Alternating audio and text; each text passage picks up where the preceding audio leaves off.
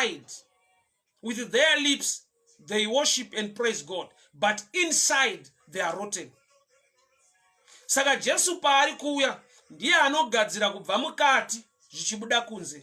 Jesu anonatsa kubva mukati zvichibuda kunze, but muonde akanaka kunze achiipa mukati. Saka Jesu ari kuti the fig tree is the opposite yepackage yandauya kuzooffer. Religion inooffer munhu ari right musociety nemastandards evanhu, but mukati make asiri cleansed, asiri born again. Ini Jesu pandauya now ndauya kuzoita the cleansing from inside.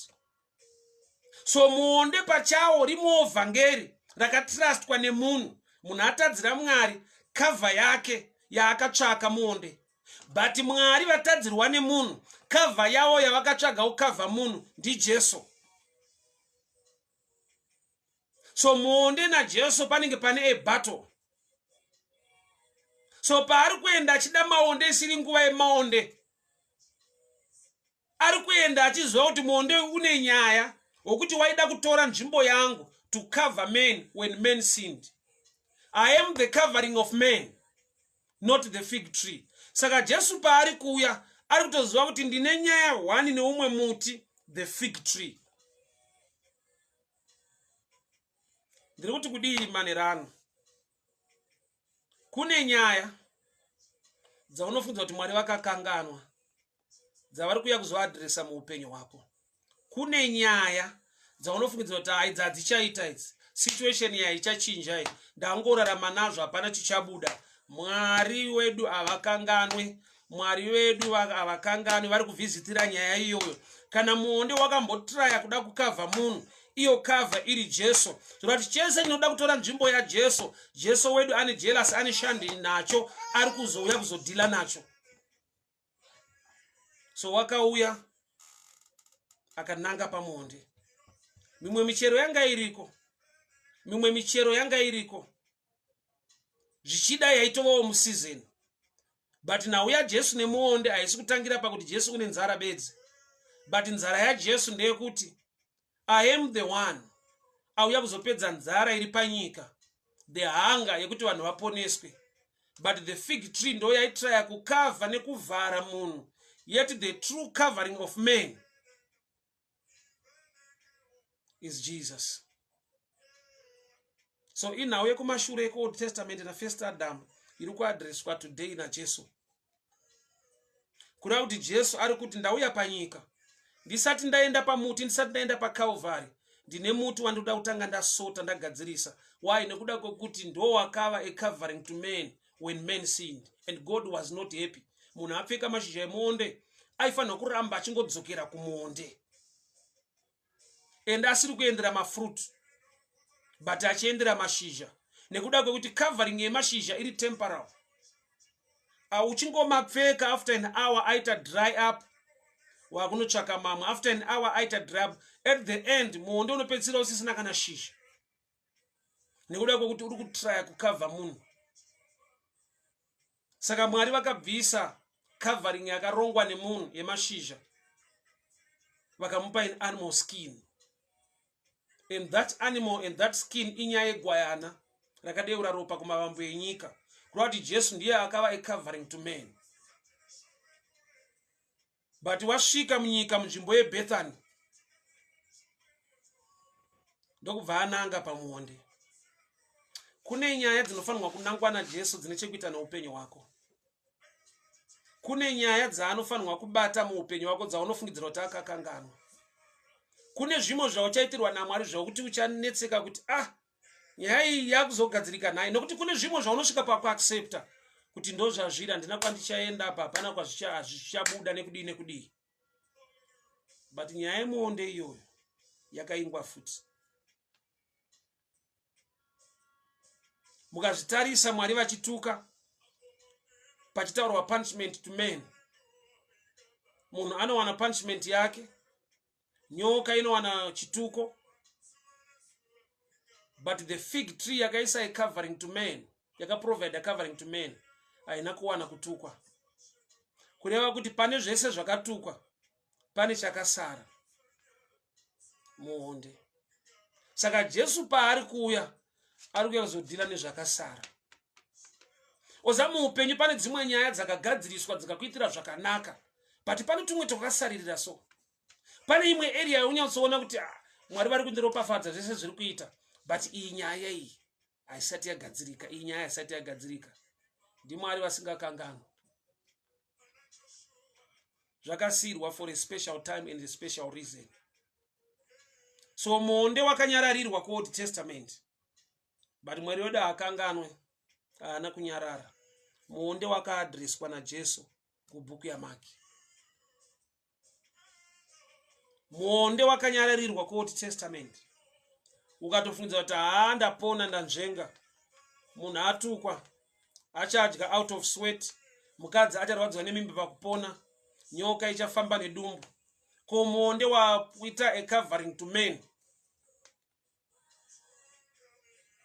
Saka Jesu paari kuuya nawo, uri kuziva kuti kune nyaya dzese dzakatukwa dzikagadziriswa, but kuna akajambwa nechituko akava a wrong covering to men. Ndiri kuti kudii manhero anhasi? Ndiri kutaura kuti kune dzimwe nyaya dzaunofunza kuti Mwari vakakanganwa. Kune mamwe maissues ekuti une zviri kukufambira muupenyu, but pane paunongonongedzera so kuti but apa pane zvimwe zvokuti ukazvitarisa muupenyu wako, you are so happy, you thank God for that. Tai zvakanaka, Mwari wakandiropafadza in this area, zvakaita. But pane tumwe tunyaya tunenge twakangosara so zvokuti dzimwe nguva wakangoti pamwe ndichararama nazvo nokuti Mwari vanotenge vakazvisiya vakazviignore. Inonzi wokoyo naJesu. Muonde wokoyo naJesu. Hakuna chakasara chaari kuzosiya. Saka Jesu paari kuuya anoziva kuti munhu akatukwa, nyoka yakatukwa.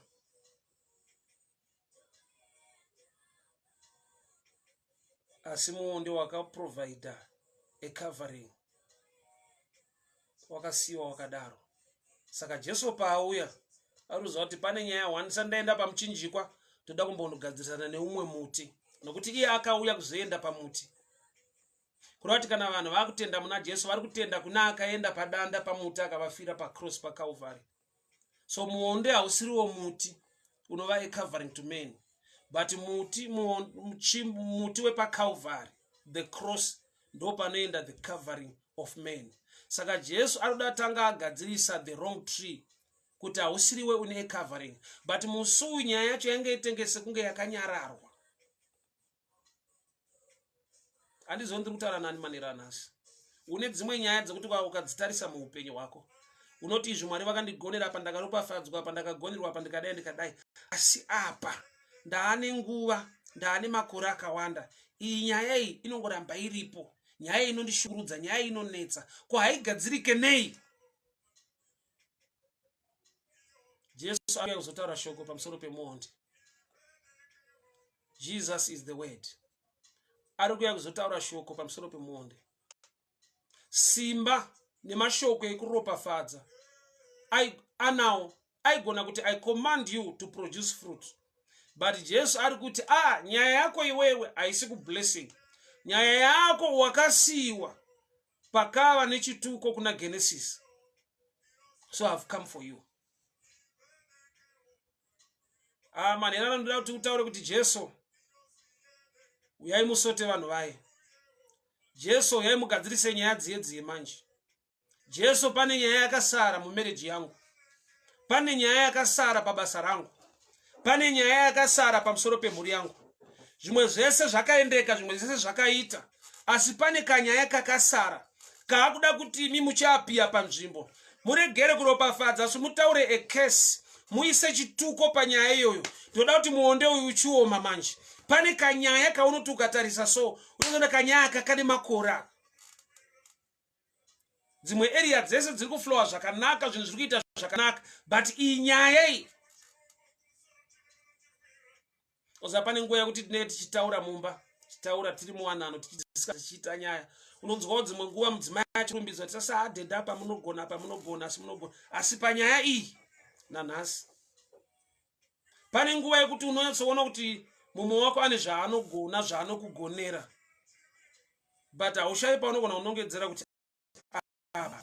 So ipapo ndopandi kutaura nezvapo kuti Mwari wedu simba racho anaro ende haakanganwe. So Jesu uri kuuya ndokubva ananga kumonde. Pane kanyaya kanongosaririra so. Dzimwe dzese dzinoflowa zvakanaka. Munhu anotouya kuaprocha wokupfimba moita zvimwe zvese. Pane kanyaya wani kanosara. Kengoti will you marry me? Dzimwe nyaya dzinotaurwa zvakanaka, dzimwe nyaya dzinogamuchirika zvakanaka.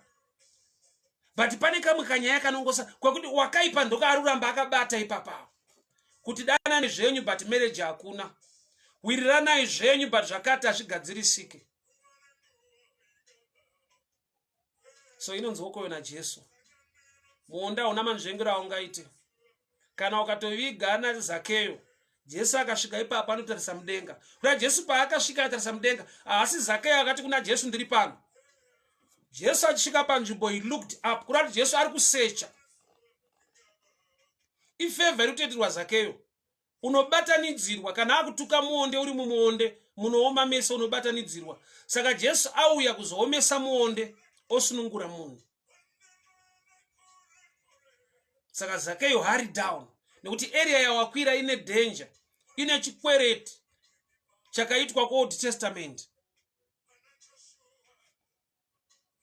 People of God, hear me very well.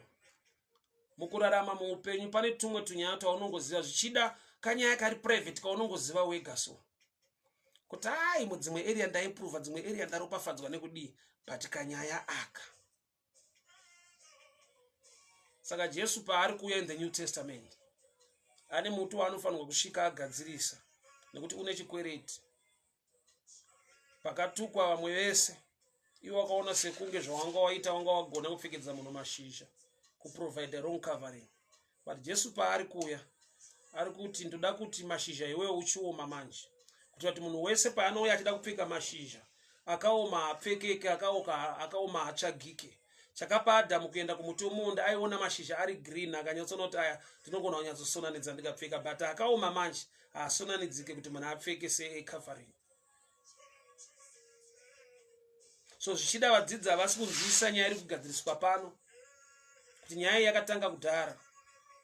Nekuti munhu ndiye anga ane tsika kuenda kumuonde, akatosvika pasina mafruits haana basa nazvo, anotora mashizha. But Jesu ari kuti ini ndoda fruit manje. Kana fruit usina, ina handitori mashizha. In other words, Jesu uri kutaura picture yekunamata, kuti zvibereko ndo zvine nyaya, kwete mashizha. Uniform haina nyaya, zvibereko, mafruits. Jesu asvika pamuonde, asvika pamutendi, uniform yaonekwa yakapfekwa. Zvichida matitle aripo, bishop, archbishop, pastor, evangelist, prophet. Jesu ari kuti mashizha iwayo haisi nyaya. I wanna see the fruit. Kana pasina muchero, isaine chituko. People of God, hear me very well. Kana tsvimbo isina midzi, yakava nemuchero, zvoreva kuti pese pane nyasha dzaMwari, pane difference iripo inodarika maconnections ari munatural. Let me show you a picture. Peter ari muredzi wehove, zviri pachena kuti vaiti vakabata hove dzavo ndodzavaitengesa kuti vawane mari. He was a fisherman. But paadanwa naJesu, Jesu paari kunzi vabhadhare temple tax, Jesu unotuma Peter kuti enda unobata hove. Yauchatanga kubata uvhurwe mukanwa mayo, uchaona muine mari. That's the difference. Peter waibata hove asati asangana naJesu, kuti anotengesa hove awane mari. But paakasangana naJesu, akanzidzokera futi mu same field unobata hove. But there is a difference now, nokuti ndinda kutuma. Hove yauchabata ine mari, kwete kuti hove yauchabata tengesa tuwane mari. Jesu ari kuti hove yacho manje ndo yaane task yekubhadhara iwewe. Kuti Jesu ari kuti ndinoziva pane mari, iwe waiziva pane makastoma kuti akupe mari. But kana uneni ndinogona kuziva pane mari yacho usati waenda kukastoma. That's the difference. So Jesu wakataura shoko pamusoro pemuonde. Vakudarika mangwana Peter ndopakati muti uyo wakatukwa waoma. Kurati muti uri kuratidza kuti zvinotaura Jesu ndo zvandoshanda nazvo. So nzara yaJesu yanga iri yei? Nokuti munhu ane nzara anofanirwa kusvika paanonyengerera kusvika awana chekudya. Munhu ane nzara aitofanirwa kutaura a blessing kuti pave nemichero awane kudya. Saka nzara yaJesu yarekodwa kunzi was hungry yaiva nzara yei? Hanga yanga ainayo haisi yekuda kuwana chekudya, but nzara yanga iri maari ndeyekuti vanhu vazive. Hanga yake ndeyekuti vanhu zivai kuti the word of God is so creative. Shoko raMwari harina ine season. Shoko raMwari ndiro a season creator. So nzara iri muna Jesu ndeyekuti imi ndoda kukuona sema Kristu muchiziva kuti nokuti muna Mwari you can produce fruit in season and outside season. Nzara ya Jesu ndeyekuti a believer now must learn to produce fruit in season and outside season. Why? Nokuti zvinogoneka maringe shoko raMwari kuti mwaka wako season yako iri driven by the word, not by the calendar. Shoko raMwari ndo rakucreate an atmosphere, a season for whatever you desire and like to manifest in your life. Kurati mu season yekuti varume vanonzi havasi kuroora, vakomana havasi kuroora, ndo season yaunofanirwa kutaura shoko raMwari, wotenda shoko raMwari, nokuti muonde chakaupa kuoma wakaresponda kuword. So that every situation mu life inoresponda to the word of God. Saka iwe manje chinouraya kutenda kwako nefaith, ukatarisa season pauri inobva yava a reason. But Jesu ari kuti ukatarisa season usave ne reason yekuti hazvisi kuita nokuti mwaka wacho wakadai. Watarisa season semunhu anoona anofamba panyika achiona, ziva kuti the reason is the word of God. So the reason yekuti uve ne fruit now mwaka wokuti hakuna mafruits is because of the word. So nzara iri muna Jesu ndeyekuwana isu vatendi mabelievers tiine mafruits whether in season or outside season, nokuda kwe reason yekuti takasangana naMwari. Chimbo ya Aaron mu tent of meeting, chimbo haichaziva ma seasons. Muti wakatooma, hauna kana midzi, hauna kudiridzirwa, hauna ma connections. But within 24 hours, Bible not over the night, mangwanani vakauya vakaona mune chimbo ine maruva ine michero, which means mu tent of meeting maka actor as if it's a greenhouse iri ku create a season mwaka.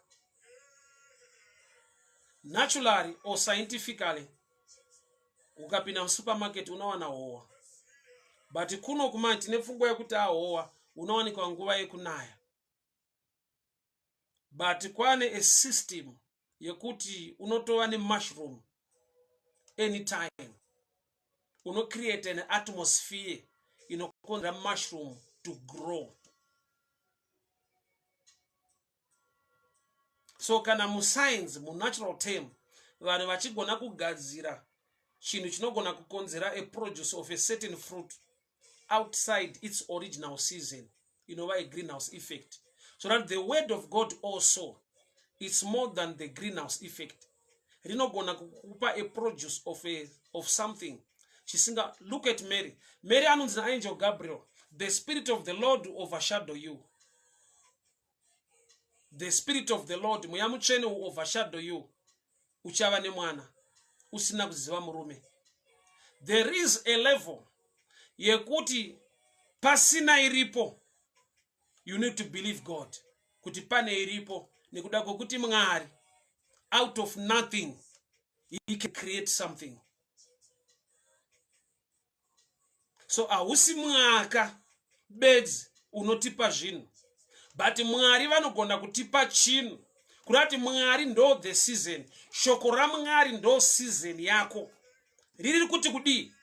Unoritenda here? Kutenda shoko raMwari kuzvikrietera mwaka wekuti zvimwe zvinhu zviitike muupenyu hwako.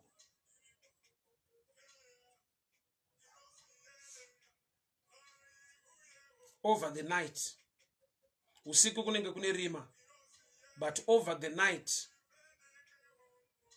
shimbo yakararira mutent of meeting. Mangwanani ndopa wakaona ine midzi, ine michero. Chimbo haina kucomplain about the season. Why? Because yaiva mutent of meeting, nzvimbo yekusangana naMwari. Kurati nekuda kwokuti wakasangana naKristu Jesu, life yako ya mutent of meeting. Nokuti wakasangana nevhangeri raKristu ukaritenda, life yako ya mutent of meeting. Anytime pane muchero unofanirwa kuva kubatika nekuoneka.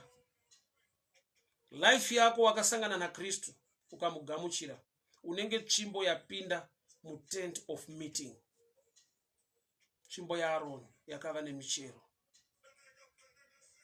Hama dzangu, kune michero inogona kubatika pasina midzi. Kune michero inogona kubatika pasina season. Kune michero inogona kubatika. Bvunza tsvimbo yaAroni, inokuudza kuti iriko michero yatinogona kuproducer. Ndava a dry stick nekuda kwekuti ndaiswa mupresence yaMwari.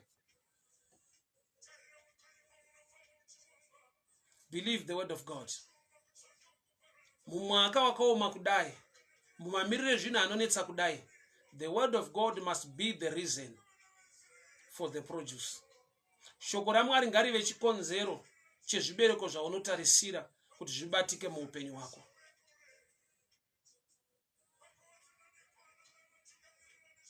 Unoziva here kuti Israeli ichikrosa Jorodhani yaitova mwaka nguva yekuti the river was flooding. Joshua nevana veIsrael vachikrosa river Jordan, it was not the good season yekuti vakrose rwizi, nekuti rwaitova nemafashamu.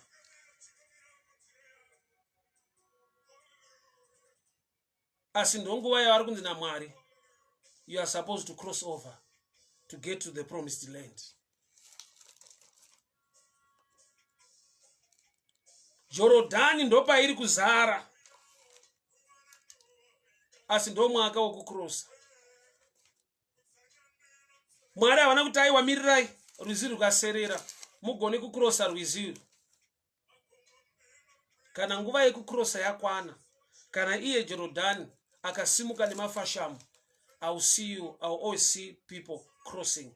Nekuda kwekuti kune nyasha dzaMwari dzichationesa vanhu vari kukrosa. Vanhu vanotokrosa bedzi. Jorodhani ane mafashamu, rwizi rine hasha, asi nekuda kwekuti Mwari vari kuda vanhu avo vaende mhiri, havana kunzi mbomirai. Jorodhani akaserera mozokrosa. Handizivi wandikutaura nezvake manhero anhasi. Hama dzangu, nyangwe Jorodhani rikava nemafashamu, COVID ikava nemafashamu ekuti isaini yekuyeredzwa nekuenda kwevanhu, ndinoona mumwe achienda mhiri kunopupura kunaka nekugona kwaMwari. River Jordan ine mafashamu, asi mwaka wekukrosa, kana Mwari ati munokrosa. Exodus zvinoreva kuti kubuda. Mukaverenga bhuku raExodus uchaona kuti Faro anga ine nharo, ane kuoma musoro, asi bhuku harina kuchinja, rakaramba riri Exodus, kureva kuti panotobuda munhu zvakadaro. Faro achioma musoro, pane vanhu vanofanirwa kubuda. People of God, hear me very well. Jorodhani achifashamuka, Mwari havana kuti imbomirai rwizi rutange rwaserera. COVID ichiita zvairi kuita, masituations achirema nekuoma maomero azviri kuita, pane anofanirwa kukrosa. Ndiwo mwaka wokuti Mwari vachaita zvinhu muupenyu hwako zvekuti hauna chimwe chikonzera, hauna mamwe matauriro auchaita kuvanhu. Even vanhu vakakuona vachangotaura vega kuti uyu ndiMwari. nekuda kwekuti hausi mwaka wakafanira, asi kuti Mwari vazvifarira. Hausi mwaka wakafanira, asi kuti Mwari vazvifarira kuti ucross uende the other side.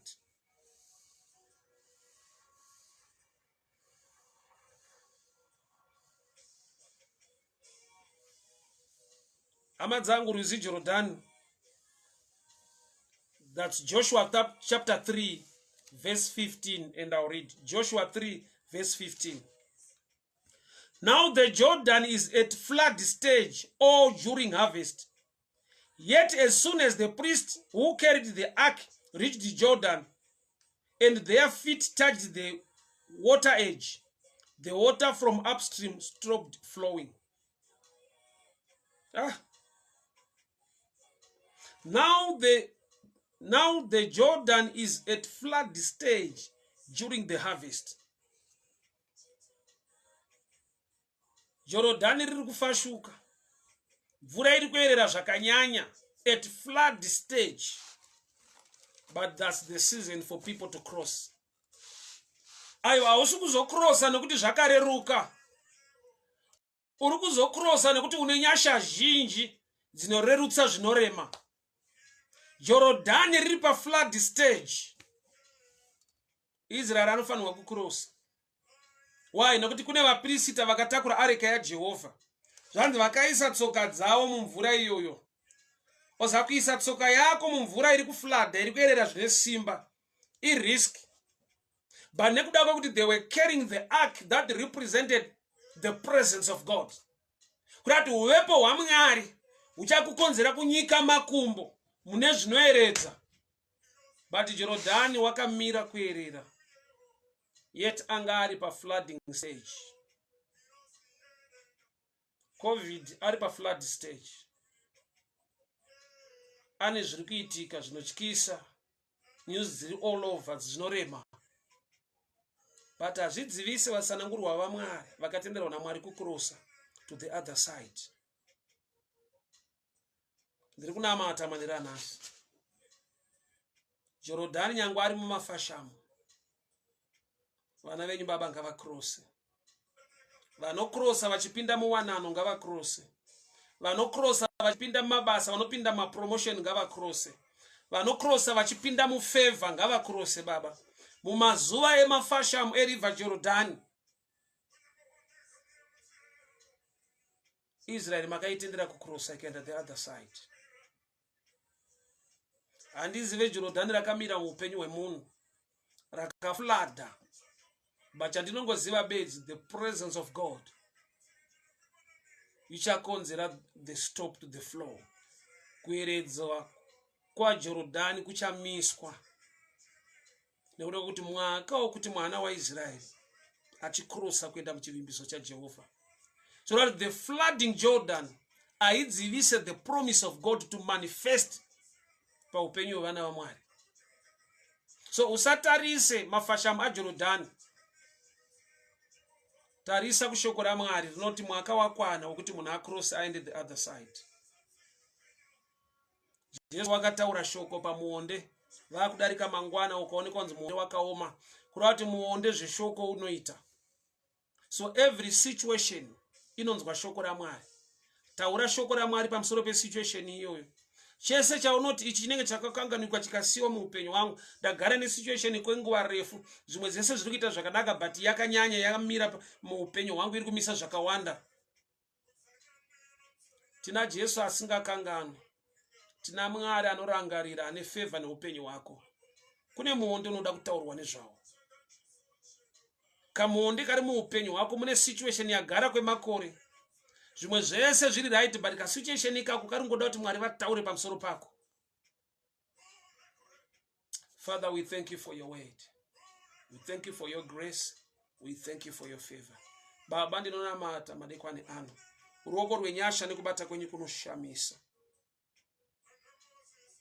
Zvirimo zviri muupenyu hwevana venyu Mwari. Zvagara kwenguva yakareba.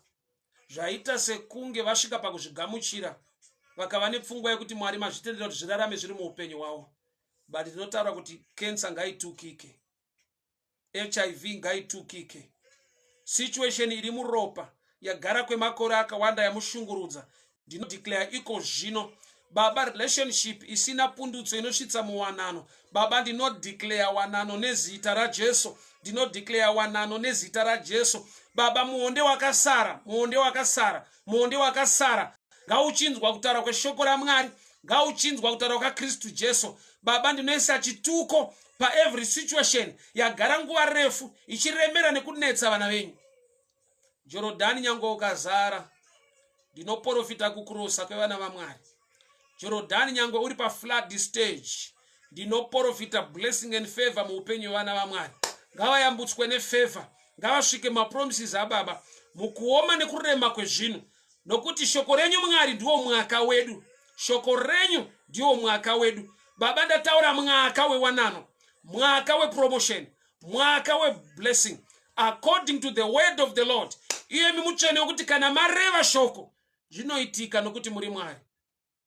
Tadzorera mbiri wese kwamuri muzita raJesu Kristu eNazareta. Amen and amen. Thank you so much for tuning in. Thank you so much for tuning in. Mwari vakuitirei nyasha, Mwari vakuchengetei, Mwari vakugonesei. Favor mabasa enyu, favor vana venyu mukati mezvikoro mavanoenda. Nyasha dzidururiwe, Mwari avachengete, avagonese, avape uchenjeri, avape discipline. Ndinorayira mweya wepeer pressure wokufurirwa, mweya wokupinda madrugs kubva kuvana vezvikoro. Vana venyu ngavachengetwe, vana venyu ngavawatirwe nyasha. Every plan of the enemy to ruin your family, to ruin your kids, ndinorayira mweya wemadrugs urekere kubata muupenyu hwevana venyu. Zvivimbiso zvine makore akawanda nemarelationship asina pundutso asiri kusvika muwanano, ndinotaura Baba kuzadzikiswa kwerelationship iyoyo. Ndinoprofita wanano, ndinotaura nyasha dzaMwari. Nakuziva kuti murume watiri kubloka restoration, financial restoration. Mari dzevanhu dzina Zakeyo, but vanhu havadi kuti Zakeyo aone Jesu. Jesu akaonana naZakeyo, vanhu vanodzorerwa mari. So ndokukosha kwakaita evangelism. Vamwe vanhu vatiri kutadza kuparidzira Kristu tiri kuzvikuvadza nekuda kwokuti vakawana Kristu vane chavachaita futi muupenyu hwedu, mukereke yedu. So the church kana yakuda restoration ngaise value pa evangelism. Because kana pane mari yakaenda, kuna ane mari yacho anofanira kunge achiuya, but anouya sei asina kuparidzirwa Kristu. Kudati sometimes package weye restoration inoda kurespecta evangelism, nokuti tikakonzera Zakeyo kusaona Jesu tinoramba tisina mari. Ndofunga Jeriko yese yakasara ichinyemwerera Jesu akaoma kumati ane mari. Ndaranga ativhara, but Jesu akanaka akomana. But ndima muchimubloka kakuti asaone Jesu. Why? Nokuti pamba paakabva pane elder brother aripo. Elder brother was not happy nekudzoka kwemoyo wake. Nekuda kuti paakaudzwa kuti mwoyo wakadzi wokanga karasika baba kuita part, he was not happy. Danger in the body of Christ tine elder brothers. My elder brothers are the kind of people who are right. Mupfungwa dzavo vasiri right pakuziva pfungwa yababa. Because danger ichinhu chekunamata chekuti Mwari akadai uyu akadai chisame, imi mukasamuda hazvichinje mind yaMwari. So the prodigal son adzoka kuna baba, but baba pavamuona vanoziva the mind of the elder brother. Ndokubva vamhanya. There was no need for the father to run. The boy is coming anyway. But kupa baba kuti vamhanye, he knows kuti vanhu vanojajana. Watendeuka wakunamata Mwari, especially this time in social media. Uchaona kuti attack chayo pa life ya baba Harare to social media is too much. And I spoke for one, I said, ubanzwe imbapo. Tinemane utabras in the things of the kingdom. Mutendi. Church, enemy ya pastor. Mama makosta account ya kumushamsika kwa utuka wazoshora uzote, tindo kwa kuzodi.